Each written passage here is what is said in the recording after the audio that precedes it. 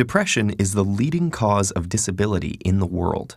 In the United States, close to 10% of adults struggle with depression. But because it's a mental illness, it can be a lot harder to understand than, say, high cholesterol. One major source of confusion is the difference between having depression and just feeling depressed. Almost everyone feels down from time to time. Getting a bad grade, losing a job, having an argument, even a rainy day can bring on feelings of sadness. Sometimes there's no trigger at all. It just pops up out of the blue. Then circumstances change, and those sad feelings disappear. Clinical depression is different. It's a medical disorder, and it won't go away just because you want it to. It lingers for at least 2 consecutive weeks and significantly interferes with one's ability to work, play, or love. Depression can have a lot of different symptoms: a low mood, loss of interest in things you'd normally enjoy, changes in appetite, feeling worthless or excessively guilty, sleeping either too much or too little, poor concentration, restlessness or slowness, loss of energy, or recurrent thoughts of suicide. If you have at least 5 of those symptoms, according to psychiatric guidelines, you qualify for a diagnosis of depression. And it's not just behavioral symptoms. Depression has physical manifestations inside the brain. First of all, there are changes that could be seen with the naked eye and X-ray vision. These include smaller frontal lobes and hippocampal volumes.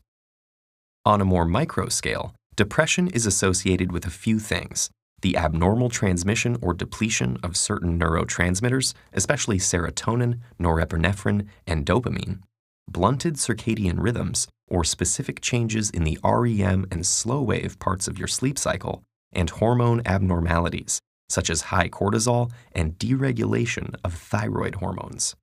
But neuroscientists still don't have a complete picture of what causes depression.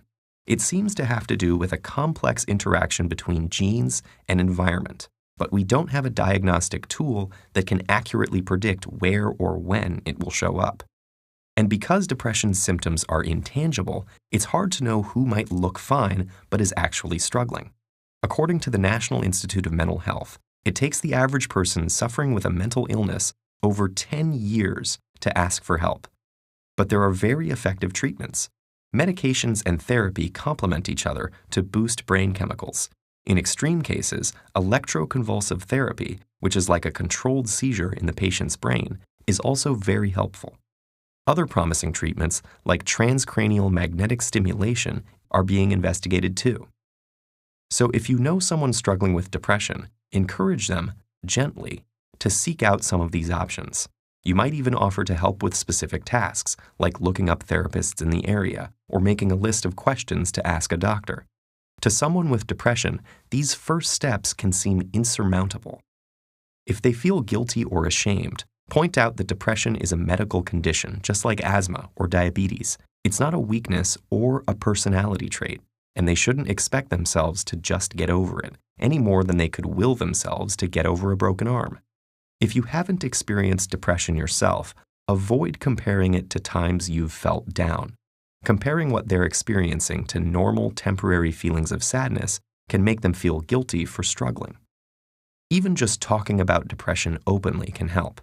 For example, research shows that asking someone about suicidal thoughts actually reduces their suicide risk.